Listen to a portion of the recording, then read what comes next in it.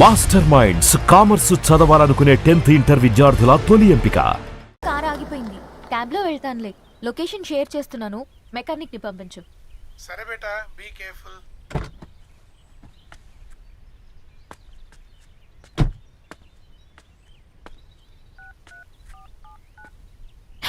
ఓ shit, battery dead.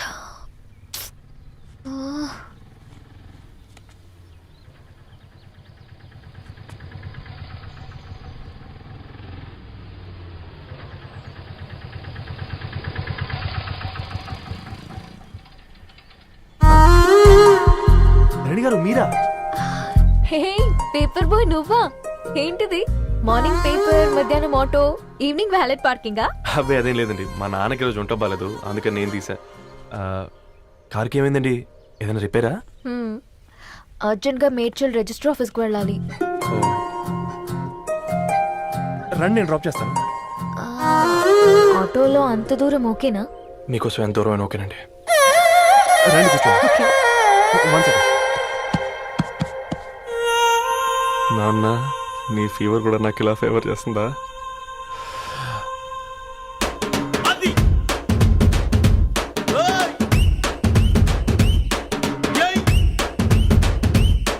Ravi,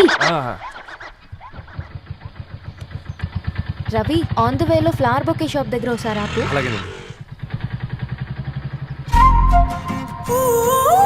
అయినా register ఆఫీస్కి ఒకళ్ళు వెళ్తున్నారు ఏంటండి? నా ఫ్రెండ్ మ్యారేజ్. ఓ, లవ్ మ్యారేజా? అవును, ఐఐటి ఖరగ్పూర్ లో ఇద్దరు నా క్లాస్మేట్స్. అమ్మాయి కేర్లెట్, అబ్బాయిది ఇక్కడే హైదరాబాద్. ఆ అబ్బాయి ఎంత లక్కీ అండి, తన లవ్ సక్సెస్ అయింది. 4 ఏళ్ళు ఎవరు వెంటైనా పడు, నీ లవ్ కూడా సక్సెస్ అవుతుంది.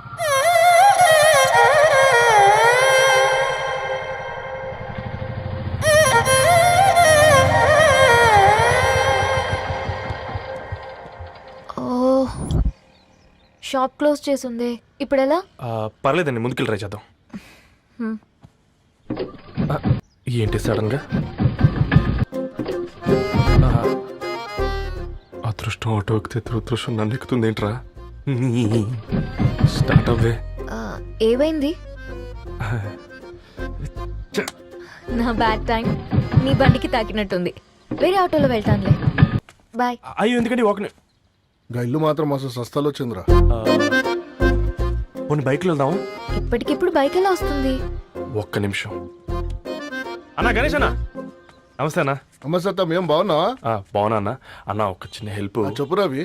ఒక గంట సేపు నీ బైక్ కావాలి. అరే తీసుకోపోతాం, మీ ఎండొచ్చినా వానొచ్చినా టైంకి పేపర్ వేస్తాడువి. నీకు బైక్ ఏనా? చెప్పు, తీసుకోపో.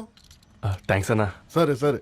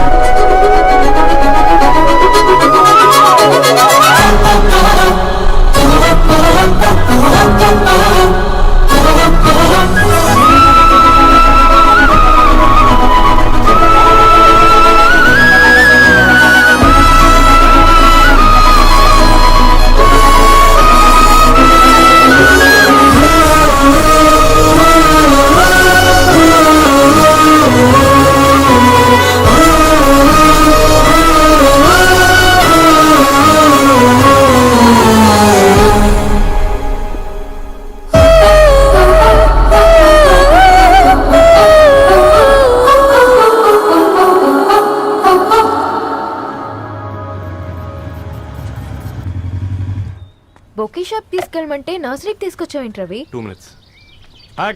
ఏంటి రవి ఇలా వచ్చావు? మీ అమ్మ కూరగాయల మొక్కలతో పాటు పూల మొక్కలు కూడా పెంచుకోవాలనుకుంటుందా ఏంటి? అదేం లేదక్క. అక్క, తన నా ఫ్రెండ్, హలో అండి. అర్జెంట్ గా కొన్ని పూలు కావాలి. ఏం కావాలన్నా తీసుకో తమ్ముడు, ఈ నర్సరీయే నీదనుకో. థ్యాంక్స్ అక్క. ఎలా చోటు, ఏం చేస్తున్నావు ఇక్కడ? స్కూల్ కలకుండా?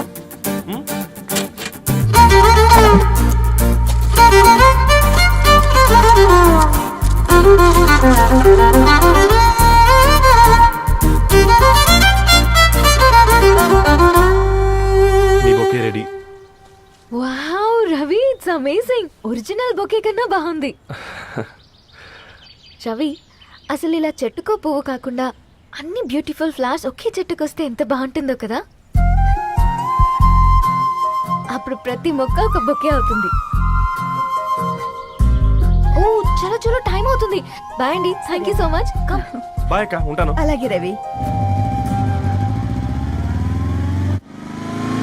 అదిగో ధరణి వచ్చింది, పద పద. Hi guys. ఏంటి ధరణి ఇంత లేటు?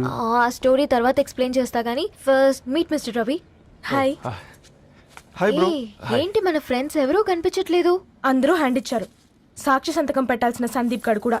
నువ్వు తన్ని సాక్షి సంతకం పెట్టడానికే తీసుకొచ్చినట్టున్నావు. Please come bro.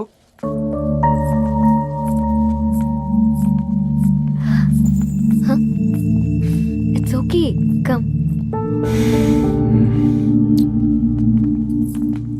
తొందరగా రండి అమ్మా, అసలే షుగర్ పేషెంట్ ని లంచ్ కి లేట్ అవుతుంది. సారీ అండి. దండలు మార్చుకోండి అమ్మా.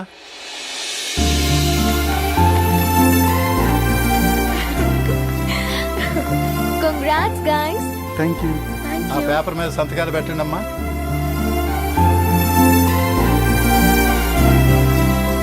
చెయ్యి రవి.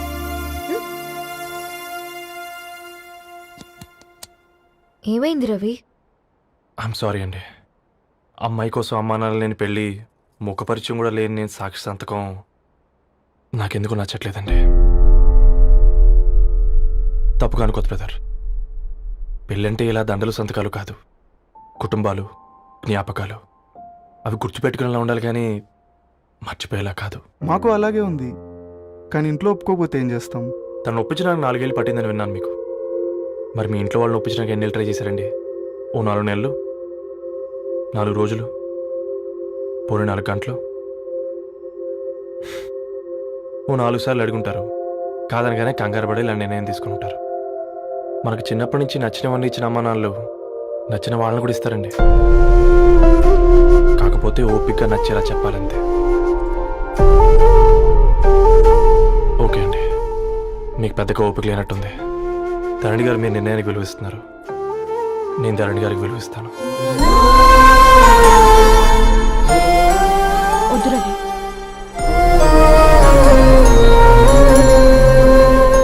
మా నిర్ణయానికంటే నీ మాటలకు విలువ ఇవ్వాలనిపిస్తుంది.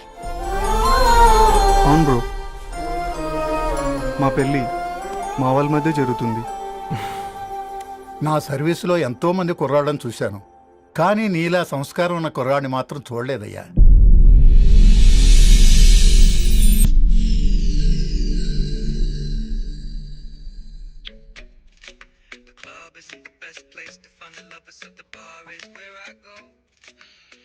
ధర్ని, అలా మ్యూజిక్ వింటూ పుస్తకం ఎలా చదువుతావే?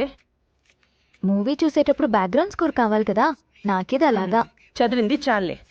మీ నాన్నగా నువ్వు కూడా పరీక్షలకి ప్రిపేర్ అవుతున్నట్టుగా చదువుతుంటావు. హలో, చెప్పరా సాంబు, అమ్మాయి పెళ్లి కుదిరిందా? కంగ్రాచులేషన్స్ రా. ఇంతకెవర్రా అమ్మా, పిల్లాడు? మీది అరేంజ్డ్ మ్యారేజ్ కదా, నాన్న నీకు చూడగానే నచ్చాడా? పెళ్ళైన సంవత్సరం వరకు ఆయన మొహం కూడా ఎలా ఉంటుందో నాకు సరిగ్గా తెలియదు. అంటే ఏ ఫీలింగ్ లేకుండానే మ్యారేజ్ చేసుకున్నావా? యాక్చువల్లీ పెద్దన్నయ్య పుట్టిన తర్వాతనే ఆయన మీద నిజమైన ఫీలింగ్ కలిగింది. అది వయసుతో పాటు పెరుగుతూనే ఉంది. నిజానికి ఫీలింగ్స్ ఎప్పుడూ కలుగుంటాయి. నాకు తెలియడానికి టైం పట్టింది అంతే. సరే సరే, పడుకో. గుడ్ నైట్ మా. Good night.